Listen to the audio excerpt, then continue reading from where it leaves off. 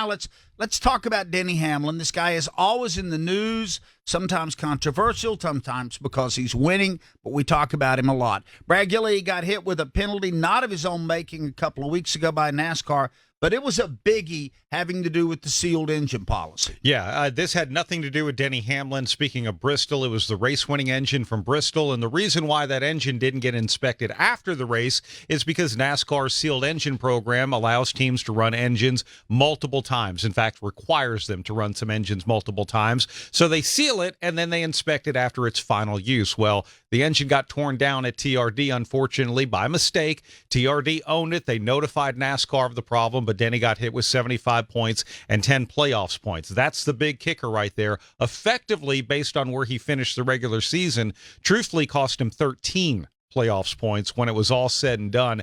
And that's a tough pill to swallow. And when you have built up that gain all year long and you've lost half of what you earned effectively, well, you have a bad day like they had at Atlanta, that hurts even worse. And Denny has been in an ongoing feud with NASCAR about the new charter policy.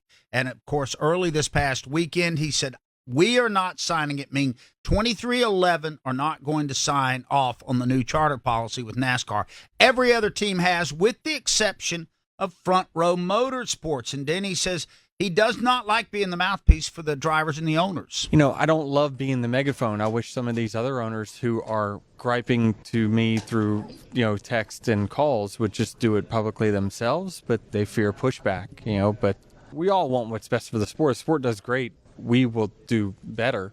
So I think we all just need to figure out how to lock arms and do it together. But we don't have any agreement in front of us that is locking of arms. It's all one-sided.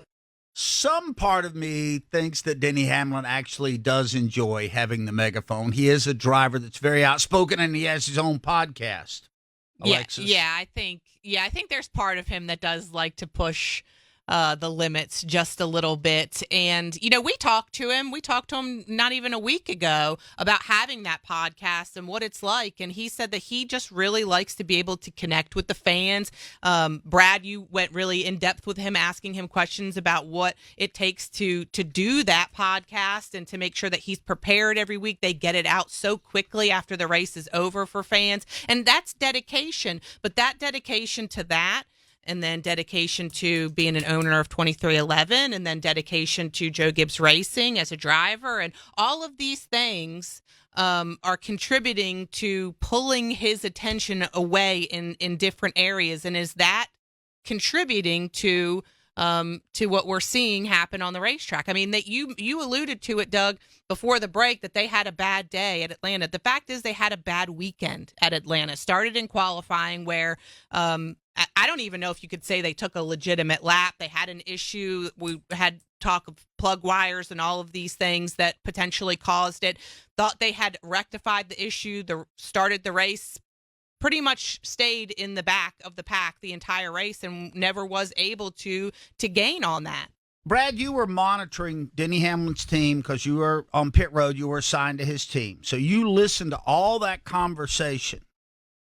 And from what you were telling us, what we saw on the track was absolutely contrary to what he and his crew chief, Chris Gabehart, were talking about. Yeah, they were dedicated to not passing cars, both literally and figuratively. Literally in that they started the race last because that's where they qualified, plus they changed the plug wires to Alexis' point. And they said literally before the race, hey, we don't need to go out there and jump and try and pass a bunch of cars on the first lap. Let's just wait and see if there's going to be an early caution. We'll kind of hang out in the back.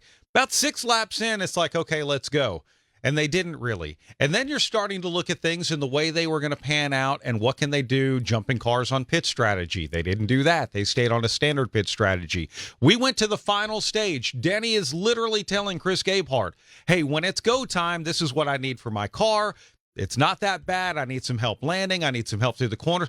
Everything they were saying was like, we're going to hang out back here until it's time to go.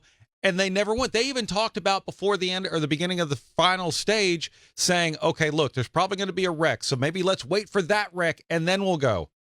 There was never any go yesterday. That surprised me. The thing that I thought was really surprising, and I think anybody that was watching on the NBC broadcast saw where they interviewed Denny after the race, talking to him about his day.